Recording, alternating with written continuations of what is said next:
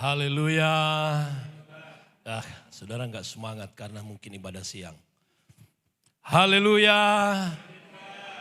Saya tahu kiri kananmu, semangat. Puji Tuhan. Terima kasih yang kedua kalinya saya berterima kasih buat Bapak dan Ibu Gembala dan seluruh staf pelayanan pengembalaan di tempat ini. Bapak Pendeta Rudi Siswanto yang hari ini mempercayakan kami melayani pekerjaan Tuhan. Tadi ibadah pertama dan ibadah yang kedua, puji Tuhan. Sekali lagi terima kasih dan terima kasih buat rekan saya Bapak Pendeta Billy yang setia mendampingi. Puji Tuhan, terima kasih, Tuhan Yesus memberkati. Saya ingin mengajak saudara buka dalam kitab Ibrani pasalnya yang ke-6, ayatnya yang ke-4 sampai ayatnya yang ke-6.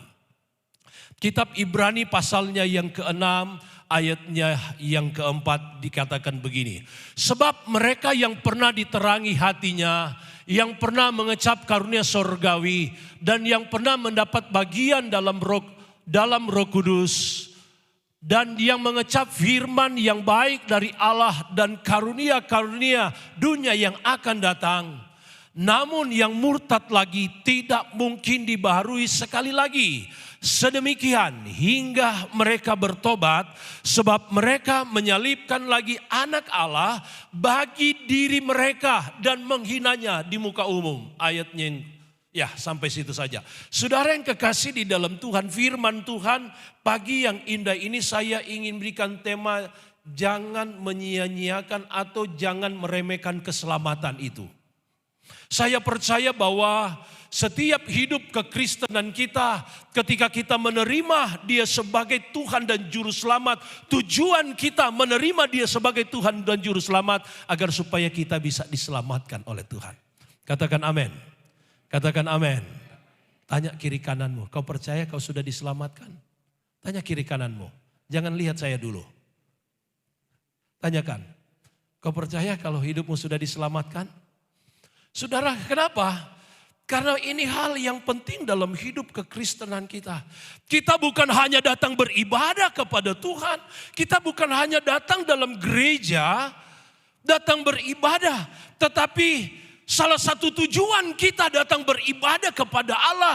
Karena kita sudah mengalami, kita percaya bahwa di dalam Yesus Kristus ada keselamatan. Katakan amin. Yesus Tuhan yang kita percayai, yang kita yakini bahwa Dia adalah Tuhan dan Juru Selamat dalam setiap hidup orang yang percaya, dalam setiap hidup kita, saudara. Dan ini harus kita yakini dalam hidup kita. Bahwa Yesus Tuhan, Dia adalah Tuhan dan Juru Selamat di dalam hidup kita. Sehingga saya katakan jangan pernah sia-siakan keselamatan yang Tuhan sudah kerjakan atas hidup kita di kayu salib. Dia mati bagi kita semua untuk tebus dosa semua manusia di bawah kolong langit bumi ini. Tetapi firman Allah berkata, orang yang percaya kepada penyaliban Yesus Kristus itu, dia akan diselamatkan oleh Tuhan. Beri kemuliaan bagi Allah kita. Haleluya. Katakan haleluya. Haleluya. Orang yang percaya akan pengorbanan Yesus Kristus di kayu salib, dia akan memperoleh keselamatan yang kekal di dalam hidup kita. Saudara, bahwa hidup kekristenan kita penuh dengan tantangan.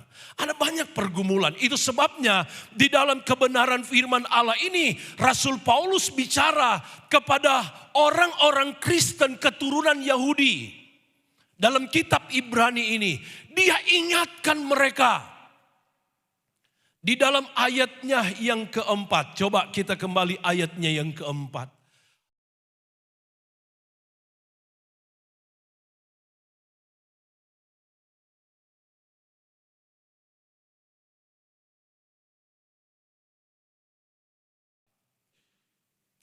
Sebab mereka yang pernah diterangi hatinya, yang pernah mengecap karunia sorgawi, dan yang pernah mendapat bagian di dalam Roh Kudus. Ayatnya yang kelima, dan yang mengecap firman dari Allah dan karunia-karunia dunia yang akan datang.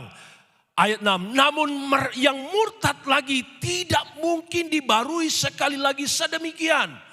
Hingga mereka bertobat sebab mereka menyalibkan lagi anak Allah bagi diri mereka dan menghina di muka umum. Alkitab berkata orang yang sudah mengalami yang namanya kebaikan Tuhan, kesetiaan Allah, karunia-karunia sorgawi dalam hidupnya. Namun mereka murtad lagi. Tidak mungkin dibarui sekali lagi. Sehingga mereka bertobat. Sebab mereka menyalibkan Yesus Kristus itu kembali. Saudara yang kasih dalam Tuhan, Rasul Paulus mengingatkan mereka. Kenapa? Karena tantangan gereja, saya mau katakan saudara, tantangan gereja di akhir zaman ini sangat luar biasa. Sehingga saya katakan bahwa hidup kekristenan kita harus punya dasar iman yang kuat.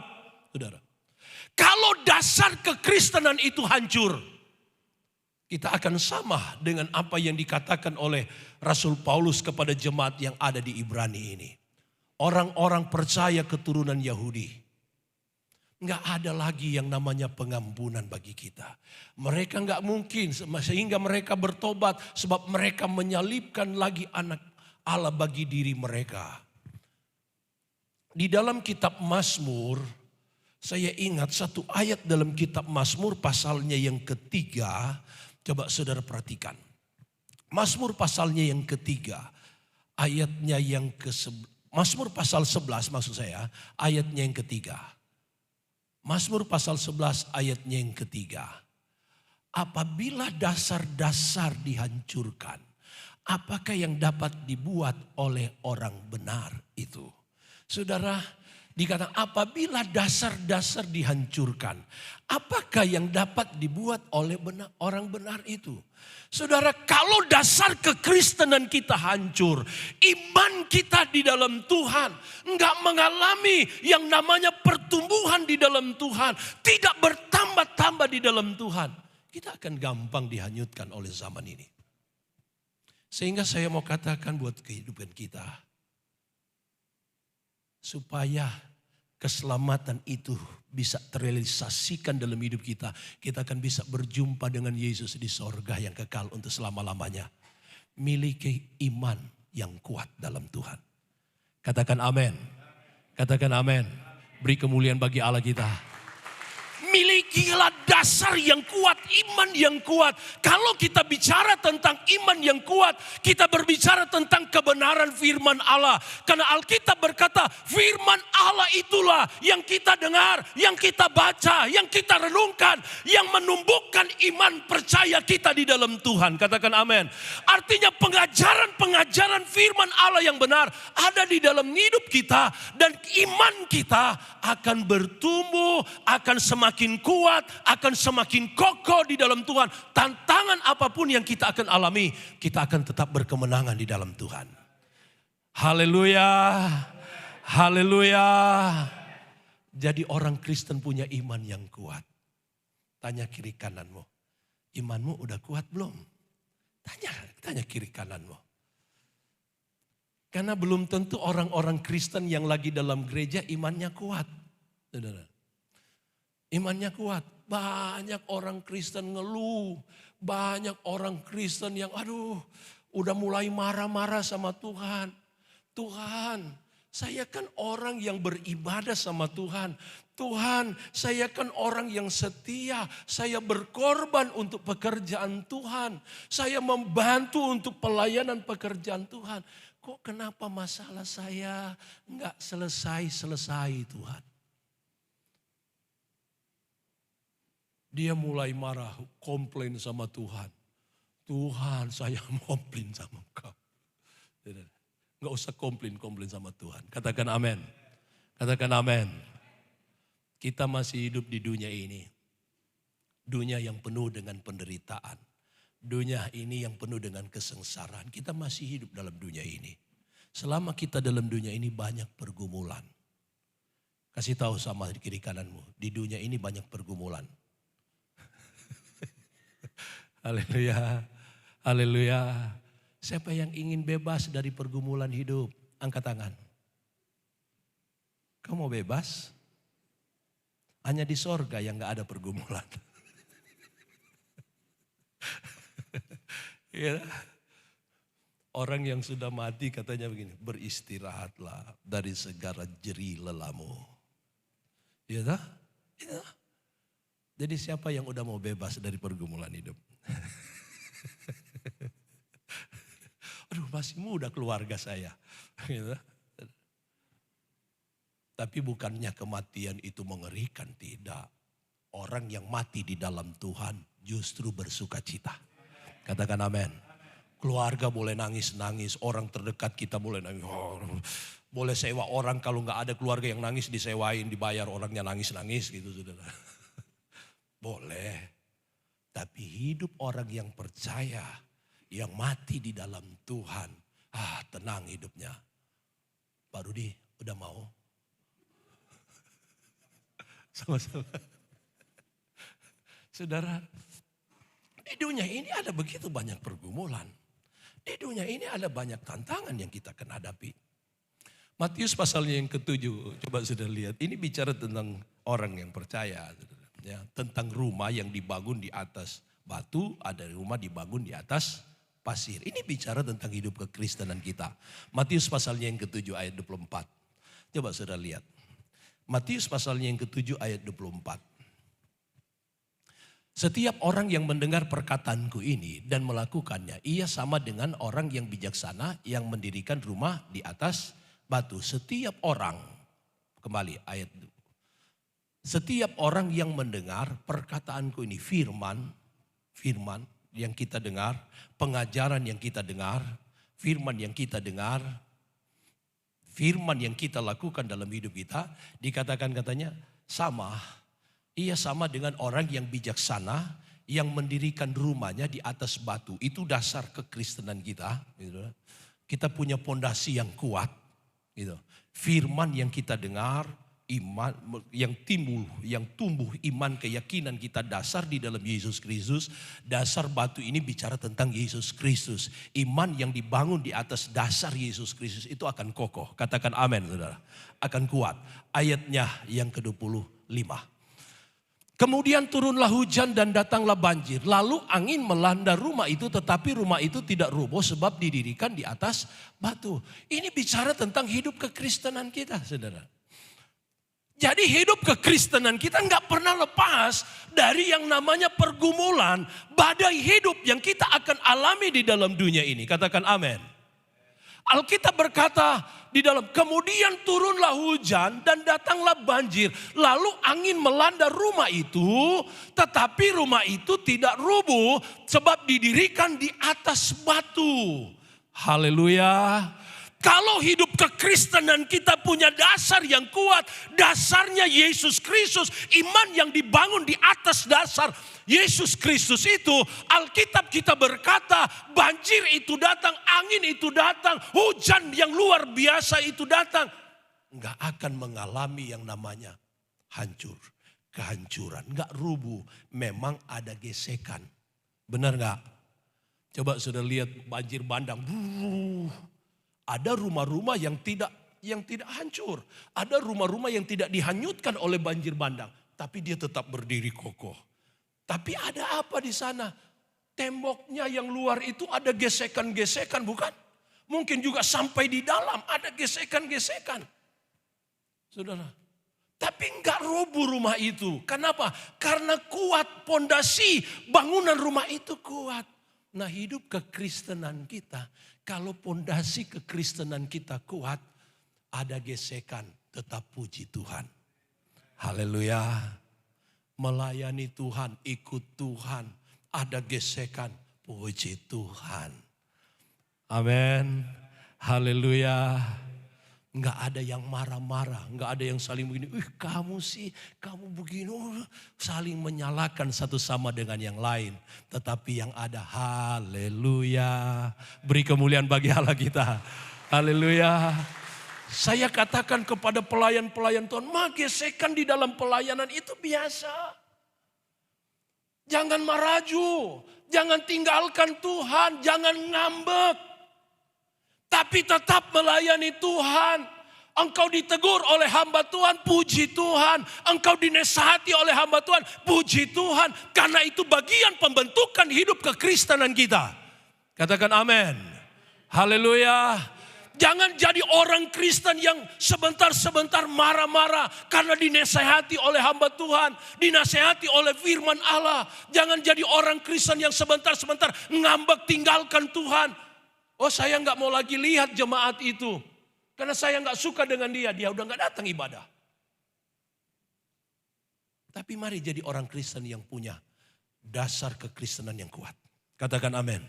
Fondasi yang kuat. Kita setia dengan Tuhan. Katakan amin. Beri kemuliaan bagi Allah kita. Haleluya. Haleluya. Ayatnya yang ke-26. Dikatakan, tetapi setiap orang yang mendengar perkataanku ini dan tidak melakukannya, ia sama dengan orang yang bodoh yang mendirikan rumah di atas pasir. Dia sama dengan orang bodoh yang mendirikan rumah di atas pasir. Ini orang Kristen yang gak mau dinasehati oleh firman Allah. Ini orang Kristen jangankan melakukan, dinasehati aja, dengar aja gak mau. Tapi sayang, Alkitab berkata orang yang seperti ini bodoh. Kasih tahu kiri kananmu, kau pinter dalam Tuhan. Kasih tahu kiri kanan, kau bukan orang bodoh. Haleluya. Haleluya.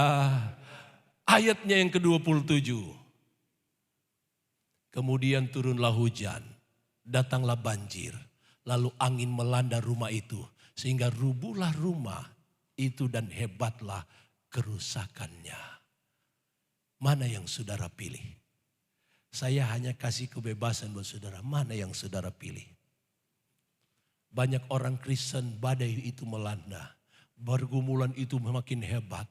Tapi akhirnya gak kuat dia. Tapi saya rindu jemaat yang ada di tempat ini. Biar menjadi jemaat yang kuat di dalam Tuhan. Haleluya. Jemaat yang mampu menghadapi setiap tantangan, pergumulan apapun yang dia alami. Dia akan semakin kokoh di dalam Tuhan. Kitab Ayub berkata bahwa jika Tuhan menguji aku akan timbul seperti emas. Jika Tuhan yang menguji dia, memurnikan kehidupannya, dia akan timbul seperti emas. Haleluya. Hidup kekristenan kita demikian. Semakin banyak pergumulan hidup kita, semakin banyak kesusahan yang kita hadapi, tantangan yang kita hadapi. Ketika kita tetap fokus kepada Tuhan, kita memandang Dia adalah Tuhan dan Juru Selamat bagi kita, kita akan semakin kuat di dalam Tuhan. Haleluya. Kita akan semakin dimurnikan oleh Tuhan. Puji Tuhan. Ternyata saya kuat karena kehebatan dari Tuhan. Dan saya rindu buat kita semua. Jadi gereja yang kuat. Jadi gereja yang setia. Dan bagaimana gereja yang kuat? Punya iman yang kuat. Punya iman yang bertumbuh. Punya iman yang hidup. Supaya tantangan apapun yang kita alami. Kita berkata, puji Tuhan. Haleluya. Saya dulu orang Pantekosta dulu. Orang-orang GPD dulu kalau ditanya begini. Bagaimana bro? Puji Tuhan. Setelah dikonseling ternyata banyak pergumulan. Tapi dari raut wajahnya gak kelihatan. Punya pergumulan. Setelah dikonseling mulai tetes. Udah nangis-nangis. Waduh, air matanya mulai keluar. Sampai dari sini mulai keluar. Kenapa? Karena pergumulan. Tapi kalau dilihat dari raut wajah seperti gak punya pergumulan. Kenapa? Karena puji Tuhan. Haleluya. Selalu ditanya gimana bro? Puji Tuhan. Gimana sis? Puji Tuhan. Tapi coba sekarang ditanya. Mukanya kok kenapa muka kamu? Udah muka. Cantik-cantik. Tapi cakep-cakep. Cantik-cantik dan cakep-cakep. Karena pergumulannya dong. Mukanya udah. Kenapa bro? Kenapa sis? Coba lihat. Sekarang gembala udah gak berfungsi. Sudah difungsikan. Kalau punya pergumulan, kalau punya masalah, datang sama bapak dan ibu gembala, curhat sama mereka. Yang laki sama bapak gembala, yang ibu, yang wanita-wanita sama ibu gembala. Saya dalam pelayanan pengembalaan, ibu-ibu sama ibu gembala. Bapak gembala jarang konseling. Kalau ada yang perlu harus berdiri berdua, tampil berdua. Tapi sekarang ibu gembala yang banyak. Karena paling banyak pergumulan wanita-wanita. Coba tanya kiri kananmu, betul enggak? Yang ibu-ibu, yang wanita-wanita. Tapi sekarang gembala-gembala tidak difungsikan. Yang difungsikan apa? Saya tanya buat saudara, sekarang saudara tempat curhatnya di mana? Media sosial bukan? Jangan. Enggak perlu diumbar di media sosial pergumulan hidupmu. Rumah tanggamu jangan diumbar di media sosial. Enggak bagus itu. Katakan amin.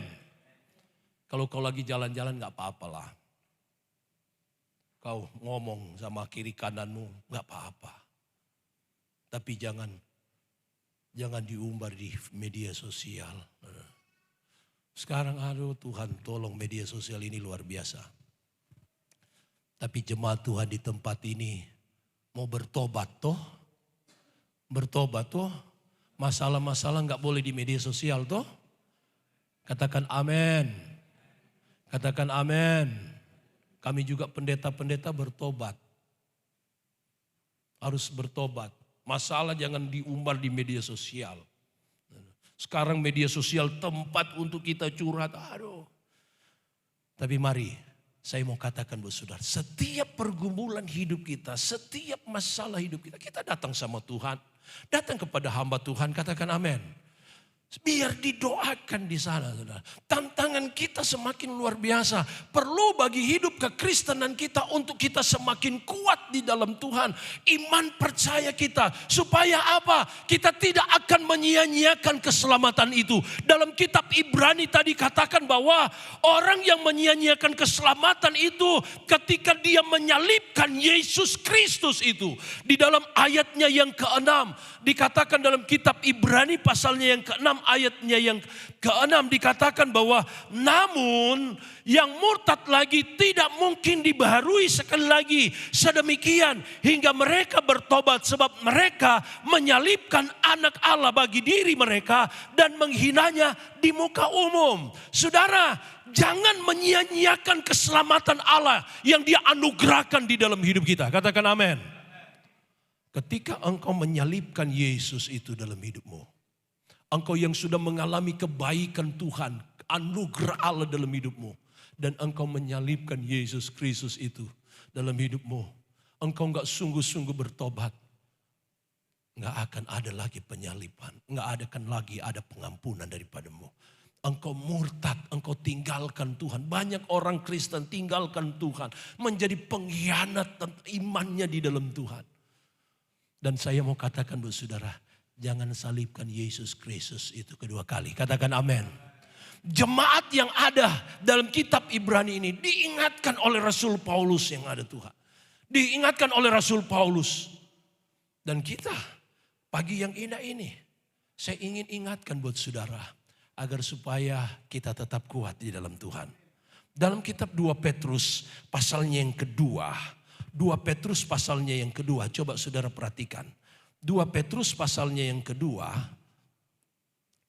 ayatnya yang ke-15. Ayatnya yang ke-15. 2 Petrus pasalnya yang kedua, ayatnya yang ke-15. Ayatnya yang ke-15 dikatakan begini. Oleh karena mereka telah meninggalkan jalan yang benar, maka tersesatlah mereka lalu mengikuti jalan Bileam, anak Beor yang suka menerima upah untuk perbuatan-perbuatan yang jahat. Ayatnya yang ke-16. Tetapi Bileam beroleh peringatan keras untuk kejahatannya, sebab keledai beban yang bisu berbicara dengan suara manusia dan mencegah kebebalan nabi itu.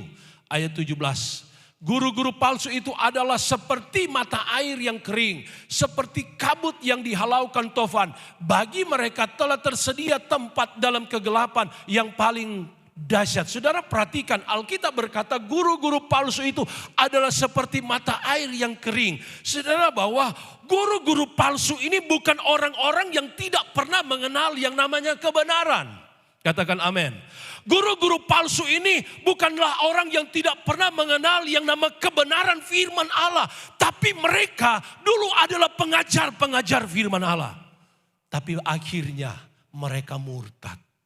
Mereka tinggalkan Tuhan, menjadi guru-guru palsu.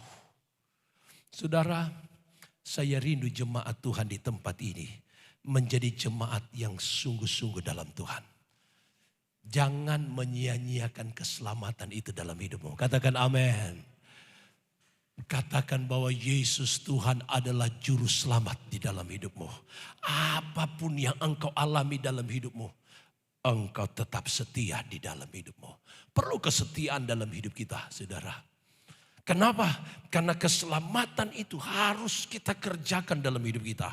Di dalam kitab Matius pasalnya yang ke-10, Matius pasal 10 ayatnya yang ke-22, dikatakan begini. Matius pasal 10 ayat 22. Dan kamu akan dibenci orang oleh karena namaku. Tetapi orang yang bertahan pada sampai pada kesudahannya akan diselamatkan. Saudara, ini Yesus sampaikan tentang keadaan akhir zaman. Dia bicara orang yang bertahan sampai pada kesudahannya akan diselamatkan.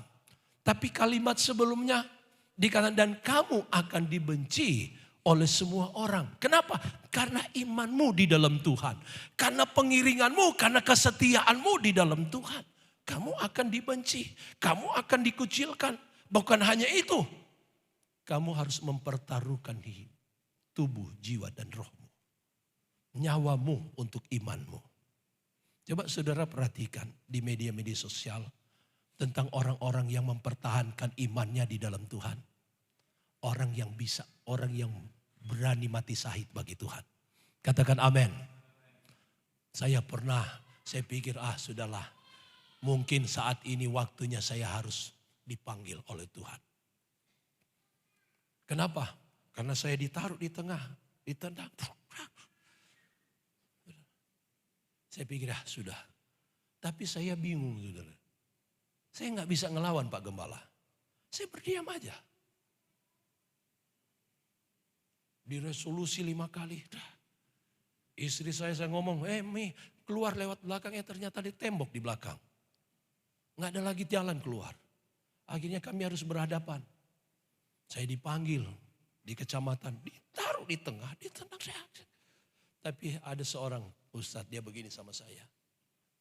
Dia begini sama teman-temannya. Saya harus bicara 4 mata dengan pendeta. Saya harus bicara dengan dia. Dia tarik saya, dan dia bawa dari kantor kecamatan itu di luar kantor. Dia bawa saya, dia suruh saya lari. Dia keluarkan saya dari kantor itu. Dia kata, Pak Pendeta lari. Dan saya percaya itu karena pertolongan Tuhan. Katakan amin. Bukan karena takut, bukan. Tapi karena pembelaan Allah. Tuhan melindungi, saudara. Tuhan menjaga. Saya masih ingat ada seorang hamba Tuhan yang senior, dia berkata, Bruce Stanley bertahan di dalam pelayanan. Bertahan. Kamu akan melihat mujizat Tuhan. Dalam hidup kekristenan kita, kalau kita bertahan menghadapi setiap tantangan hidup kita, kita akan bisa melihat pembelaan Tuhan. Kita akan bisa melihat mujizat Tuhan yang Tuhan kerjakan atas hidup kita. Katakan amin. Beri kemuliaan bagi Allah kita. Sehingga saya ingin katakan buat saudara, mari pertahankan keselamatan itu di dalam hidupmu. Jangan engkau menyia-nyiakan keselamatan yang Tuhan anugerahkan di dalam hidupmu. Engkau harus terus setia. Engkau terus setia di dalam Tuhan. Apapun yang engkau alami di dalam hidupmu, Tuhan menjadi jawaban atas setiap pergumulan hidup kita. Tuhan menjadi pertolongan atas setiap kehidupan kita, saudara. Tidak ada yang mustahil bagi Tuhan. Enggak ada yang mustahil bagi Tuhan. Engkau yang sakit pasti Tuhan sembuhkan. Katakan amin. Ada mujizat Tuhan, ada pembelaan Allah di saat engkau membangun usahamu. Tuhan sumber berkat dari segala apa yang engkau kerjakan. Katakan amin. Di saat engkau bekerja, Tuhan sumber berkat dari segala apa yang engkau kerjakan. Dia yang memberkati engkau. Dia yang membuka jalan bagi engkau. Engkau harus terus tetap setia di dalam Tuhan.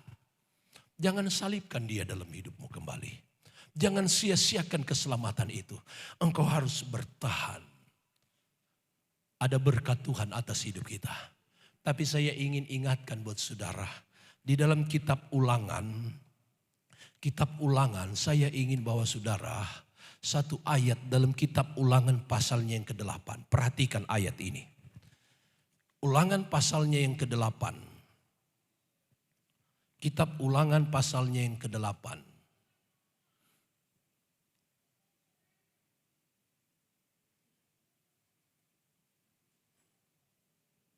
Kitab Ulangan pasalnya yang ke-8 dikatakan begini saudara.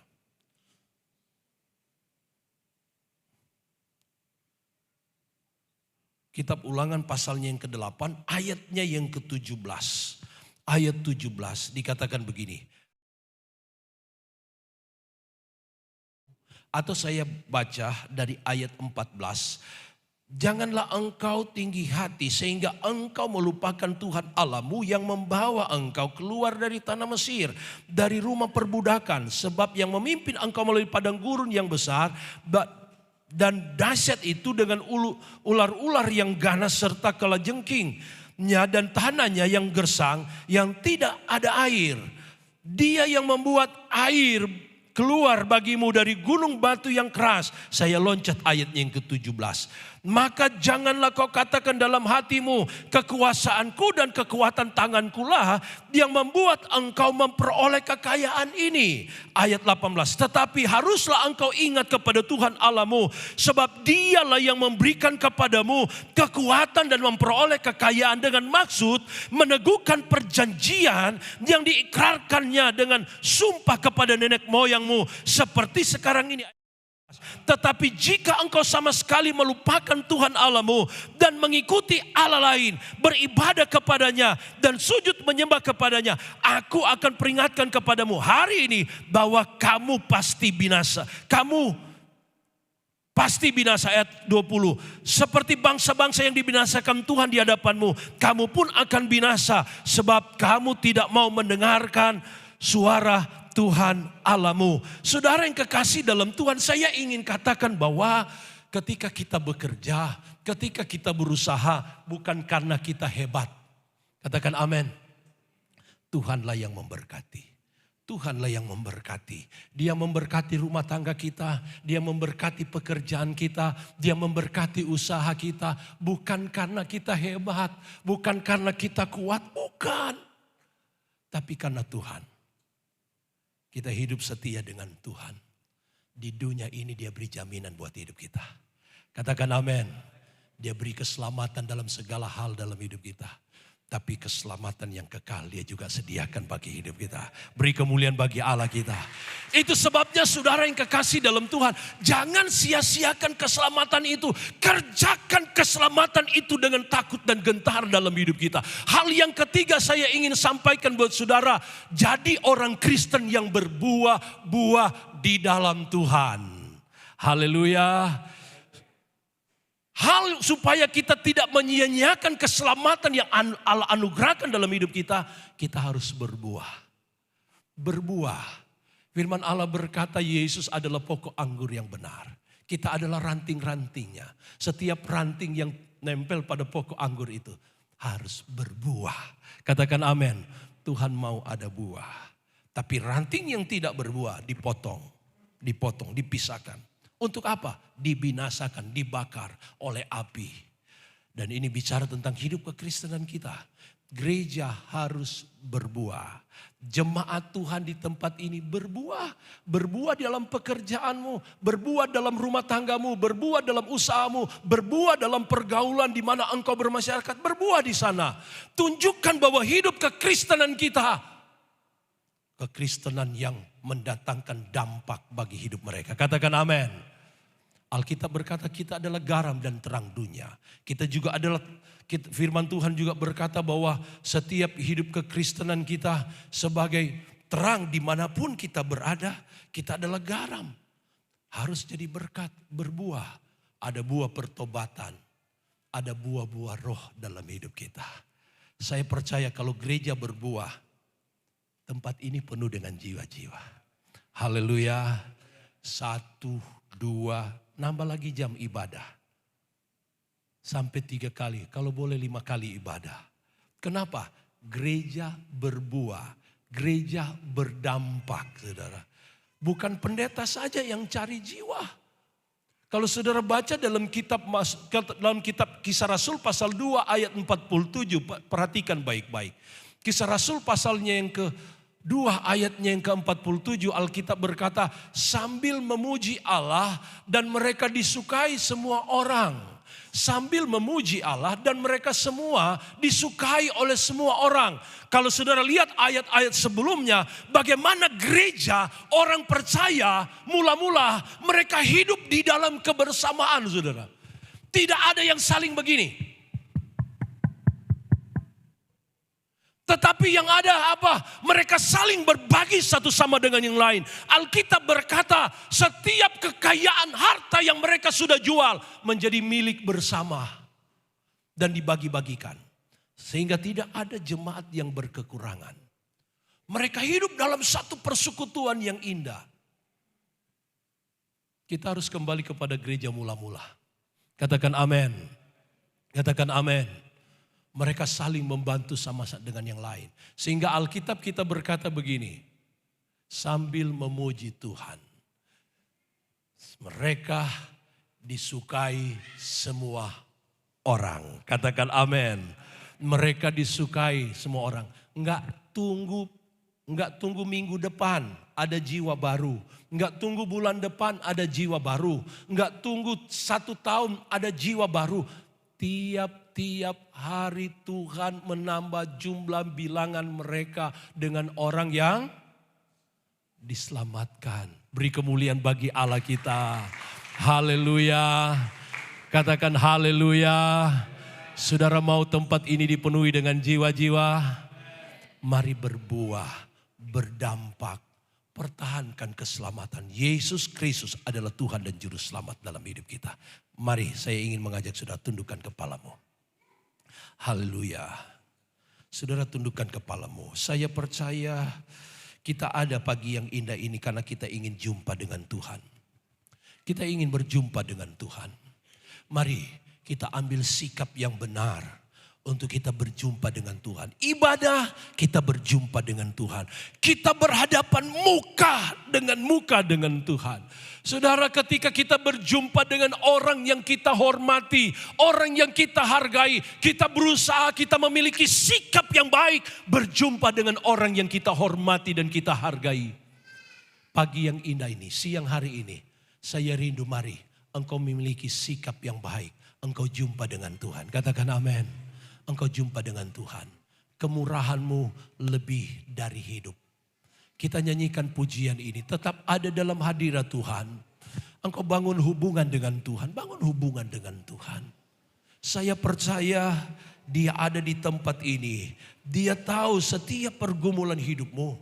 Dia tahu setiap kesusahan yang engkau alami. Dalam rumah tanggamu. Dalam usahamu, pekerjaanmu. Tuhan tahu. Tidak ada yang tersembunyi di hadapan Tuhan.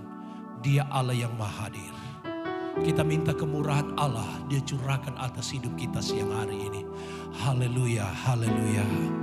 Terima kasih Tuhan. Puji Tuhan. Haleluya, haleluya. Kemurahan-Mu lebih dari hidup. Naikkan pujian ini dengan iman.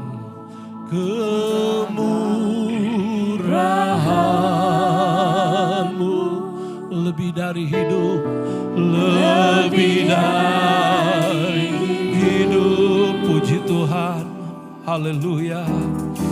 Kemurahan, ya ramatakala ramasiki ya larawan.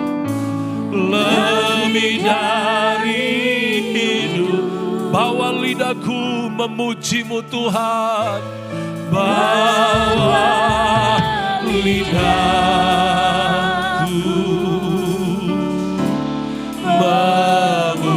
memuji Engkau,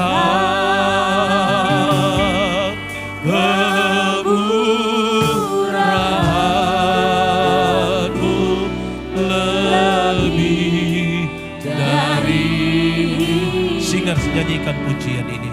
Saudara, saya rindu saudara. Saudara berhadapan dengan Tuhan.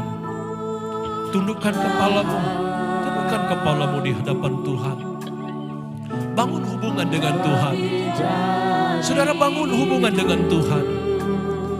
Dia datang menjamah hidupmu. Dia datang menjamah hidupmu. Kemurahan Allah dicurahkan atas setiap kehidupanmu. Haleluya. Lebih dari. Bawa lidahku memuji-Mu Tuhan. Bawa lidahku memuji Engkau, kemurahan-Mu Tuhan, kemurahan-Mu lebih dari. Mari saya mengajak kita berdiri. Saya mengajak saudara berdiri. Katakan, kemurahan-Mu lebih dari hidup. Puji Tuhan. Kemurahan Allah dicurahkan atas hidupmu. Kemurahan Tuhan dicurahkan atas hidupmu. Haleluya. Haleluya. Haleluya. Kemurahan-Mu lebih dari hidup. Lebih dari hidup. Bawa lidahku memuji-Mu Tuhan. Bawa lidahku memuji. Ya ramata kala ramasiki ala ramalama. Puji Tuhan, puji Tuhan, puji Tuhan, puji Tuhan. Haleluya.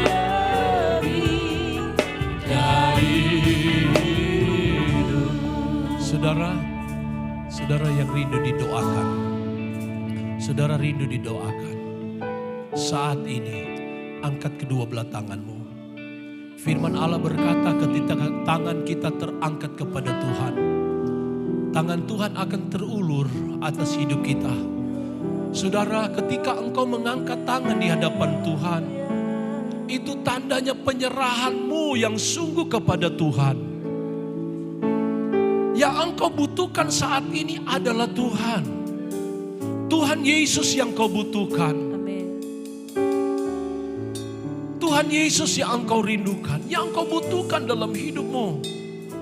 Sehingga saat ini saya katakan buat saudara, kalau engkau rindu didoakan, angkat kedua belah tanganmu kepada Tuhan. Ketika engkau mengangkat tangan itu tidak akan sia-sia. Tuhan akan ulurkan tangannya, menuntun engkau mengangkat hidupmu. Haleluya, haleluya. Jangan engkau merasa engkau hebat. Kepala rumah tangga, jangan engkau merasa hebat. Jangan engkau merasa engkau punya segala-galanya. Engkau ada, tidak. Firman Allah berkata, Tuhanlah yang memberkati engkau. Jangan kau merasa bahwa itu adalah kekuatanmu, karena kekuasaanmu lah sehingga kau bisa memperoleh berkat itu. Tidak. Tapi Tuhan rindu engkau merendahkan diri di hadapan Tuhan. Semakin hidupmu diberkati oleh Tuhan, semakin engkau merendahkan dirimu di hadapan Tuhan. Engkau yang mengangkat tanganmu, engkau maju ke depan. Kami hamba Tuhan akan berdoa buat saudara. Pemuda, pemudi, maju ke depan. Bapak Ibu, maju ke depan. Haleluya, haleluya, haleluya. Kemurahan-Mu lebih dari hidup. Haleluya, haleluya. Kemurahan-Mu, haleluya. Kemurahan-Mu.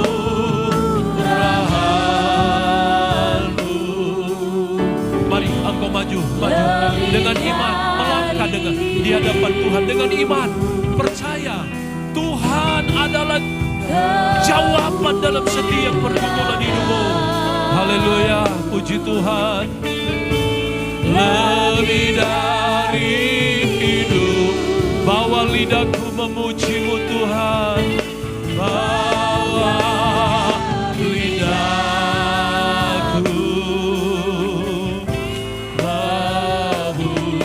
memuji Engkau. Kemurahan-Mu